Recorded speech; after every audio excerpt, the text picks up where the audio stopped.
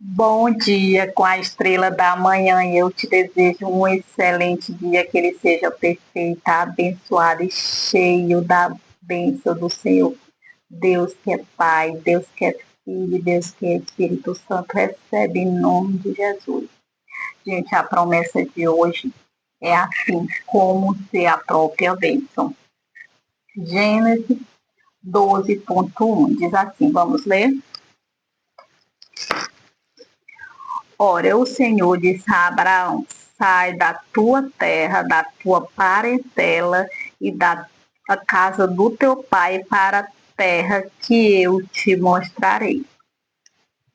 Diga assim: sai. Agora vamos para o capítulo 16:1. Ora, Sarai, mulher de Abraão, não lhe dava filho, e ela tinha uma serva egípcia, cujo nome era Agar. Ora, Sara, ela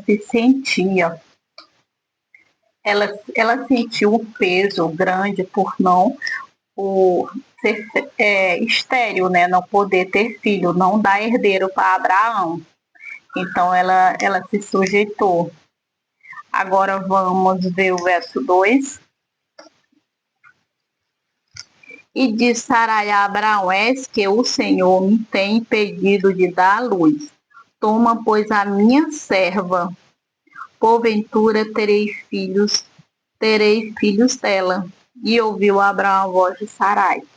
Olha, gente, tem muita gente que culpa a Deus por não realizar seus sonhos, não atingir seus objetivos. Isso é um grande erro de todos nós, porque a gente só planta o que colhe. O pai jamais ele quer o mal do seu filho, certo? Então a gente tem que saber muito bem separar as coisas, certo? Então Abraão, ele ouviu a Sara e concedeu, né, um filho a ela usando H. Olha, tem muita gente que casal, né? Por exemplo, o marido fala para a esposa: você está indo muito à igreja. E ela fica pensativa: será que eu estou indo mesmo? Sabe? E nessa conclusão acaba se afastando. Isso é um pensamento maligno, gente, isso não tem nada a ver. A gente tem que pensar e refletir muito bem sobre tudo o que acontece. Se um não pensa, né, o outro tem que pensar para não chegar a nenhuma conclusão errada. Agora vamos para o verso 3 e 4, vamos ler. Assim tomou Sarai, mulher de Abraão, a Agar, egípcia, sua serva, e deu-a por mulher a Abraão, seu marido, ao fim de 10 anos que Abraão habitava na terra de Canaã. E ele possuiu a Agar, e ela concebeu, e vendo ela que concebera, foi sua senhora desprezada aos seus olhos.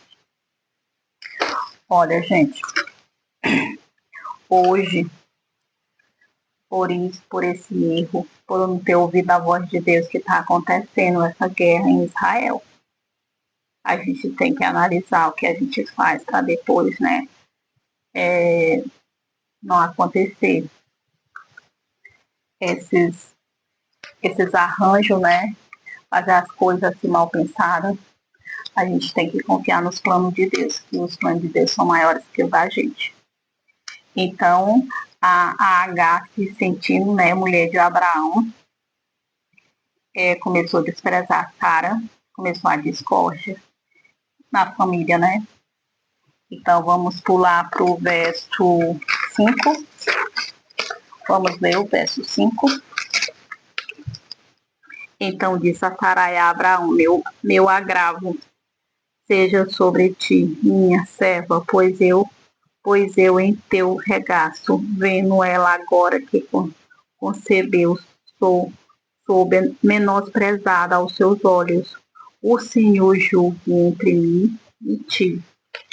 Então, Sara, quando ela ouve, né, quando ela se sentiu, né, ameaçada pela rival, ela soube pedir socorro a Deus. E Deus é tão misericordioso, né, que ele deu auxílio. Mas, gente, a gente pode errar. Mas Deus perdoa, mas as consequências vêm. Quais são as consequências? Essas guerras que estão acontecendo em Israel e ainda do tempo de Abraão, para vocês terem uma ideia.